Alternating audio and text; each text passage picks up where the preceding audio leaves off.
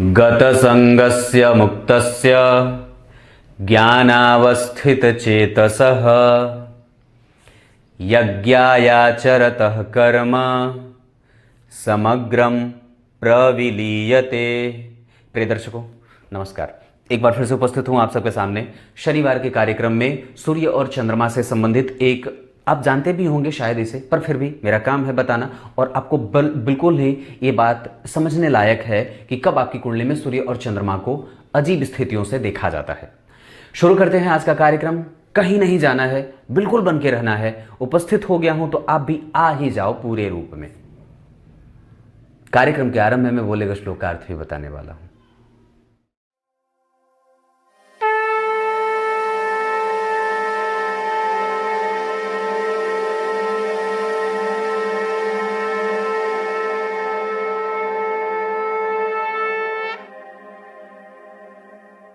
आइए अब आपको सीधे विषय पे लेके आता हूं।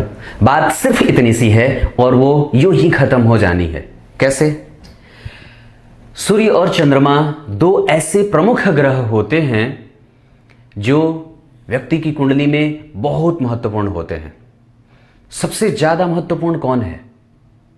आपका मन, और वो है चंद्रमा। उसका आधिपत्य चंद्रमा को मिला है। इसका मतलब सिर्फ इतनी सी बात हो जाती है कि व्यक्ति की कुंडली में अगर जो चंद्रमा कमजोर हुआ ना तो बड़ी परेशान करता है, और अगर जो चंद्रमा मजबूत हुआ तो बाकी के सारे ग्रह अगर थोड़े बहुत कमजोर भी होंगे तो वो ठीक हो जाता है। और चंद्रमा के मजबूत न होने के कारण ही व्यक्ति के कुंडली में उपस्थित कितने प्रकार के जो सुयोग होते हैं, जो योग बनते हैं, जो राजयोग बनते हैं, वो कई बार नलीफाई कर जाते हैं, कमजोर हो जाते हैं, नेग्लेक्ट कर जाते हैं, नेग्लेजिबल हो जाते हैं, परेशान करता है वो। संपूर्ण प्रकार के राजयोग जो आपकी कुंडली में बन रहे हैं, आज का कार्यक्रम समराइज करने वाला है। संपूर्ण प्रकार के जितने भी राजयोग आपकी कुंडली में बन रहे हैं, अगर आपकी कुंडली में चंद्रमा कमजोर है तो वो निसंदेह फल देने में दिक्कत होगी। वो फल और फलीभूत कमजोर होता है। मजबूत चंद्रमा कब होता है इसको समझते हैं। सबसे पहले तो आपका जन्म अगर शुक्ल पक्ष के अष्टमी तिथि से लेकर के कृष्ण पक्ष के अष्टमी तिथि के बीच में है तो यह चंद्रमा को पक्ष बल से मजबूत कहा जाता है।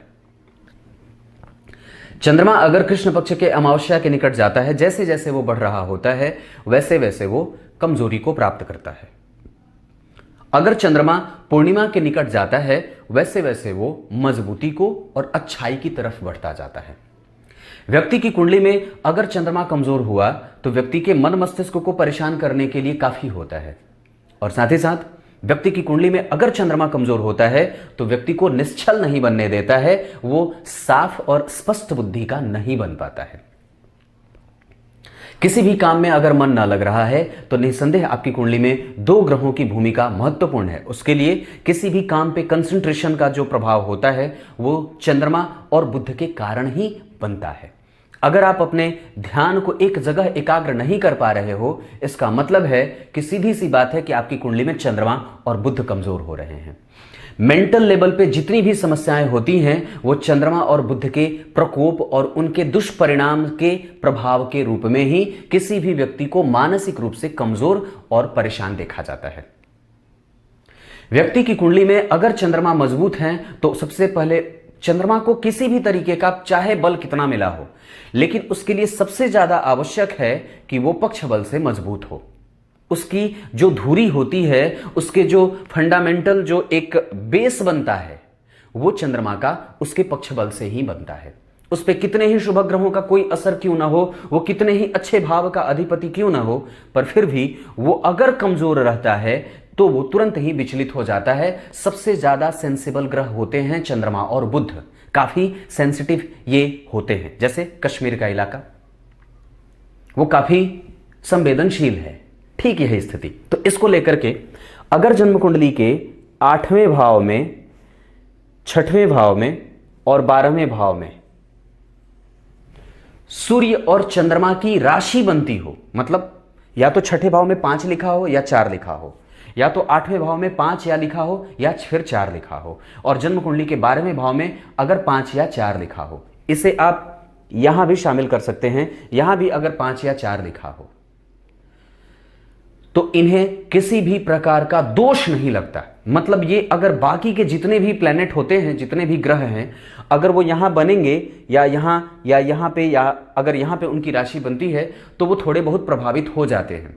विपरीत प्रकार की परिस्थिति का निर्माण वो पहले करेंगे, बाद में वो शुभ और अशुभ का परिणाम देते रहेंगे। उसकी चर्चा आज के कार्यक्रम में नहीं है। पर वस्तुतः अगर जन्म कुंडली में सूर्य और चंद्रमा का प्रभाव 6ठे, 8वें, 12वें और तीसरे भाव पे पड़ जाए, मतलब उनकी राशि बन जाए, तो उन्हें प्रभाव तो नहीं पड़ता है, किसी भी प्रकार का उन्हें दोष नहीं लगता है। लेकिन अगर ग्रह ये दोनों 6ठे, 8वें और 12वें भाव में बैठ जाएंगे तो व्यक्ति को परेशान कर देते हैं, और उसका प्रभाव निश्चित रूप से व्यक्ति के कैरियर को, व्यक्ति के आत्मविश्वास को, व्यक्ति के स्वास्थ्य को, व्यक्ति के मन को, माता और पिता के साथ बनने वाले संबंधों को, अपने प्रभावों को विकसित करने को लेकर के और अपने आप को कमजोर करने से लेकर तक सब क्षेत्र को प्रभावित करते हैं। अब ऐसी स्थिति में कि मान लीजिए आपकी कुंडली में सूर्य यहां बैठा है, चंद्रमा यहां बैठे हैं, सूर्य यहां और चंद्रमा यहां बैठे हैं, सूर्य यहां और चंद्रमा यहां बैठे हैं। इस भाव में तो सूर्य और चंद्रमा बैठ करके भी अच्छे परिणाम देते हैं कई बार, पर अगर इन भावों में अगर बैठे होंगे क्रमशः तो वो दुष्परिणाम भी देते हैं। तो कैसा? अब हो सकता है कि व्यक्ति का नैतिक पतन हो जाए, व्यक्ति नैतिकता से कमजोर हो जाए, वो सिर्फ लड़ने झगड़ने वाला ही रहे। अब उसके झगड़े चाहे उसके राजा से ही हो जाएं, फिर भी वो सेनापति होते हुए भी युद्ध का विजेता बन जाता है। प्रतियोगिताओं में उसको सफलता यूं और आसानी से अन्य लोगों की अपेक्षाएं मिल जाती हैं, और व्यक्ति कहीं ना कहीं से अपने अंदर उतने ढाढ़स को रखने वाला होता है कि वो किसी भी परिस्थिति से इस तरह से निकल जाता है जैसे उसे कुछ हुआ ही नहीं है। अपने वर्तमान में जी करके वो भविष्य को और भविष्य के संधान करने का लक्ष्य लेकर के चलने वाला होता है। पर कई बार जब हम ऐसी स्थिति में देखें कि व्यक्ति की कुंडली में 6ठे, 8वें और 12वें में चंद्रमा बैठे हैं, तो व्यक्ति को मानसिक रूप से तोड़ने का काम करते हैं, मन को परेशान करने का काम करते हैं, निश्चलता का वो भाव प्रदर्शित नहीं कर पाते, और व्यक्ति कई बार कृतघ्न हो जाता है। वो किसी के द्वारा किए गए पुण्य कृत्यों को अपने ऊपर कभी भी समझता नहीं है, या न ही उसको याद करता है, वो उसको भूल जाता है। माता पिता के भी कई बार वो एहसानों को नहीं मानने वाला होता है, सिर्फ अपनी बात स्वार्थ से युक्त, स्वाद से युक्त और स्वाद लोलुप होता है। इंद्रियों पे उसका कई बार नियंत्रण नहीं होता है, और कितनी ही बार वो एक ही गलती को बार बार दोहराने वाला हो जाता है। उसके अंदर नैतिकता की कमी आसानी से देखी जा सकती है। वो व्यक्ति किसी भी हद तक आसानी से जा सकता है और गुजर सकता है। ये बात समझने वाली है। सूर्य नैतिक तत्व के ऐसे ग्रह होते हैं जो व्यक्ति को कभी भी बिगड़ने नहीं देते।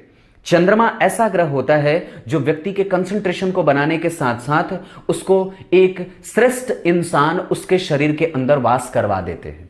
पर अगर ये दोनों ही ग्रह अगर कमजोर हो जाएं, तो मैंने ये बात कई बार आप लोगों को बताई भी है पहले कि अगर जन्म कुंडली में, ध्यान से समझिएगा, ये आपको क्लियर कर देती हैं कई सारी चीजें कॉन्सेप्ट के आधार पर, कि अगर जन्म कुंडली में कोई भी ग्रह हो, चाहे वो सूर्य, चंद्रमा, मंगल, बुध, गुरु, शुक्र, शनि, राहु और केतु, कोई भी ग्रह हो, वो सबसे ज्यादा अगर किसी से प्रभावित होता है, ध्यान से, वो सबसे ज्यादा अगर किसी से प्रभावित होता है तो वो इस बात पे निर्भर करती है उसकी बात कि वो बैठा कहां है, उसको कौन सा भाव मिला है।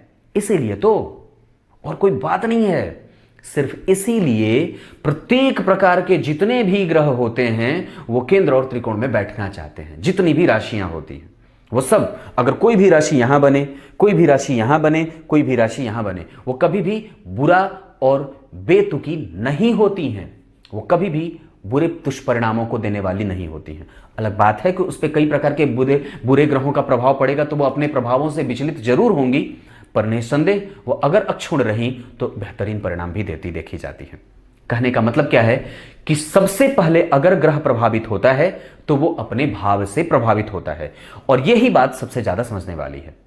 मेंटल लेवल पे कमजोरी करे, आत्मा को कमजोर करने का कारण बन जाए, व्यक्ति के प्रभाव को कमजोर करने का कारण सिद्ध होता है, व्यक्ति का आत्मविश्वास कमजोर हो जाए, उसकी वाक्पटुता और वाक चातुर्यता उसकी कमजोर हो जाए, तार्किक क्षमता, बुद्धि का एक जगह स्थिर ना होना, कंसंट्रेशन का कमजोर हो जाना, देह भंग, मान भंग और ध्यान भंग, ये तीनों होता है। देह भंग का मतलब शरीर रोगी रहे, मान भंग का मतलब वो किसी को भी अभिमान से युक्त भाषण बोल दे या कभी भी किसी को निरुत्तर ना जाने दे और हमेशा ही बदला लेने की फिराक में रहता है, वो थोड़ा स्वार्थी भी हो जाता है।